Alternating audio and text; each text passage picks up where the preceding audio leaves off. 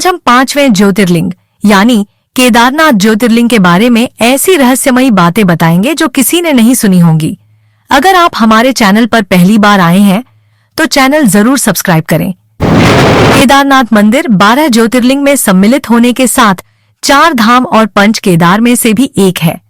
पुराणों में केदारनाथ ज्योतिर्लिंग का वर्णन करते हुए इसे शिव जी का प्रिय स्थान बताया गया है, जो कि एक अनसुलझी पहेली है।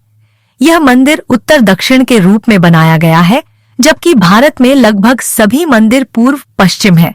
कहा जाता है कि यह मंदिर कम से कम 1200 वर्षों से अस्तित्व में है। मंदिर का निर्माण किसने करवाया था, इसके बारे में बहुत कुछ कहा जाता है। केदारनाथ ज्योतिर्लिंग की स्थापना का इतिहास संक्षेप में यह है कि हिमालय के केदार घाटी पर भगवान विष्णु के अवतार महातपस्वी नर और नारायण तपस्या करते थे। उनकी आराधना से प्रसन्न होकर भगवान शंकर प्रकट हुए और उनके प्रार्थनानुसार ज्योतिर्लिंग के रूप में सदा वास करने का वर प्रदान किया। ऐसा भी माना जाता है कि महाभारत के युद्ध में विजयी होने पर पांडव भ्रातृहत्या के पाप से मुक्ति पाना चाहते थे। इसके लिए वे भगवान शंकर का आशीर्वाद चाहते थे, लेकिन वे उनसे रुष्ट थे। पांडव भगवान शंकर के दर्शन के लिए उन्हें खोजते हुए केदार घाटी पहुंच गए। भगवान शंकर ने तब बैल का रूप धारण कर लिया और वे अन्य पशुओं में जा मिले। पांडवों को संदेह हो गया था। अतः भीम ने अपना विशाल रूप धारण कर 2 पहाड़ों पर पैर फैला दिया। अन्य सब गाय बैल तो निकल गए, पर शंकर जी रूपी बैल पैर के नीचे से जाने को तैयार नहीं हुए।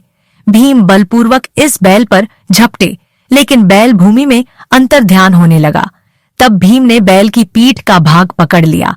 भगवान शंकर पांडवों की भक्ति, दृढ़ संकल्प देखकर प्रसन्न हो गए और तत्काल उन्हें दर्शन देकर पाप मुक्त कर दिया।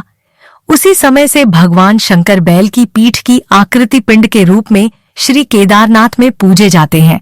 यहाँ की प्रतिकूल जलवायु के कारण यह मंदिर अप्रैल से नवंबर माह के मध्य ही दर्शन के लिए खुलता है। ध्यान से इस मंदिर को देखें तो समझ पाएंगे कि यह मंदिर एक कलाकृति है।